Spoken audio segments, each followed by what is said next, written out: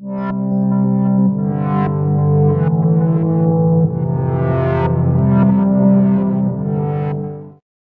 is Robert at Here Gear Prototype Program 2018, December 10th, and we are working on the magnetic system. So we were able to get some of the magnets in that we ordered, and they seem to be pretty great quality. We're using neodymium magnets, so they're pretty strong, and we're doing them based on weight distribution and force loads.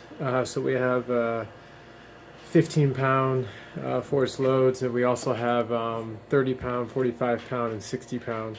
This seems to be the ranges that work pretty well with the average human strength, as well as the working with gravity on what's appropriate when removing a pod, and what's appropriate when you're running to keep the pod from being removed. So we started working on embedding them to see how they would work. This is a great example.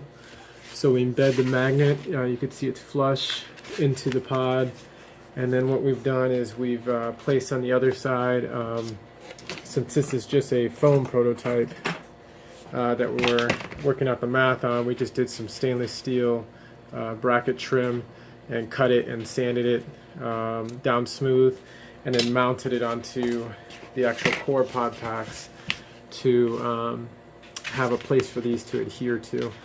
We realize the magnets are pretty strong in terms of their force strength, so what we're going to do is offset the actual track it will adhere to, so only a portion of the track gets caught, or we're going to make the track for the stainless steel plates to be smaller, so not as so much surface area is caught, so that when you go to remove it, it doesn't actually give you a hard time.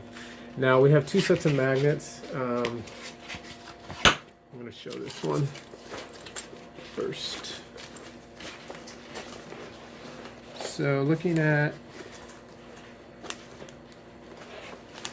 the pod pack, in terms of this top side core pod pack, it's a smaller one. This one's on here pretty good because I have an iron plate that it's attached to. That was from a prior experiment, so it's pretty strong. All right. It actually wants to pull out the iron plate. Okay, so this is a great example. So we have the 60-pound force magnets that have the de-energizing mechanism that's been embedded into this side pod. And then what we've done is we have on the other side, these are the two 60-pound de-energized magnets, and then we have a central magnet.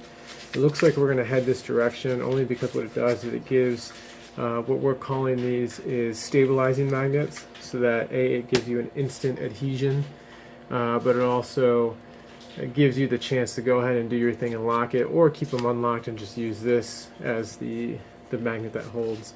But it's also a guide, so it kind of directs the pod to its proper place, and then these get energized and lock it down. We start working with a grid system to figure out exactly the placement of the magnets. Here's another great example. So we did this one on the top corner. This is the larger pod. Side pod. In terms of the math, here's the core pod pack.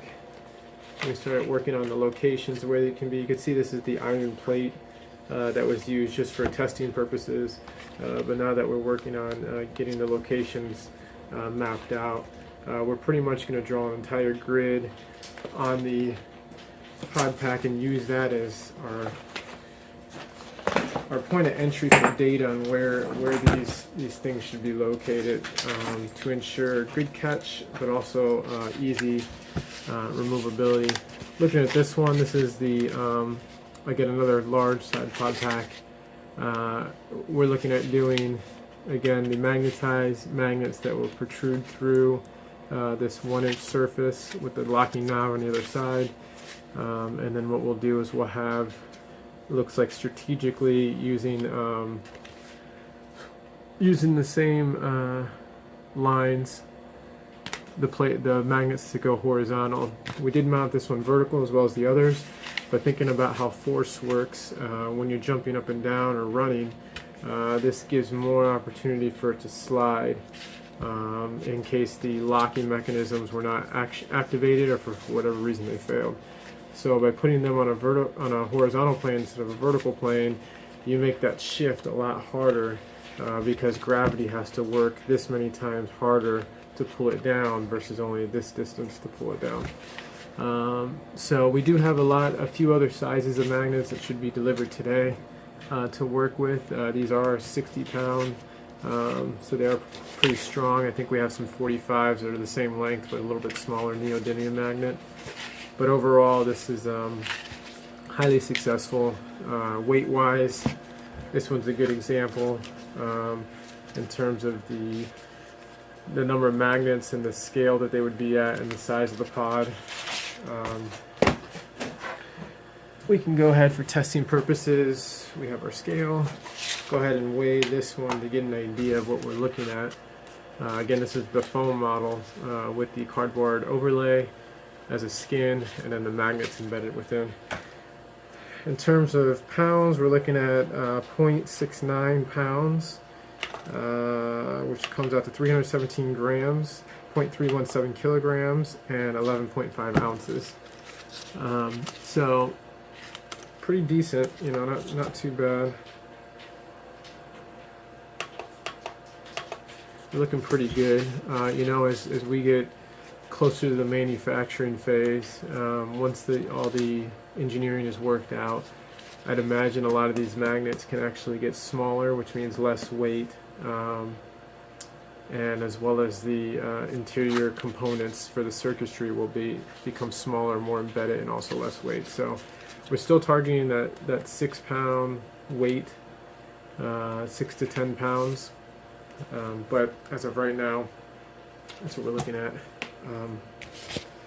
Let's see, the other thing we got is we did get our materials in, so I'm pretty excited about that. So you can see we got the PVC sheets in, and we have a few different scales to work with. The PVC foam sheet's the one at the end. This is the 0.069 millimeter, and this is the I think this is 0.095. So got some great materials to work with, and we're going to keep working on this prototype and get this thing built. Adhere to your prototype program. Robert out.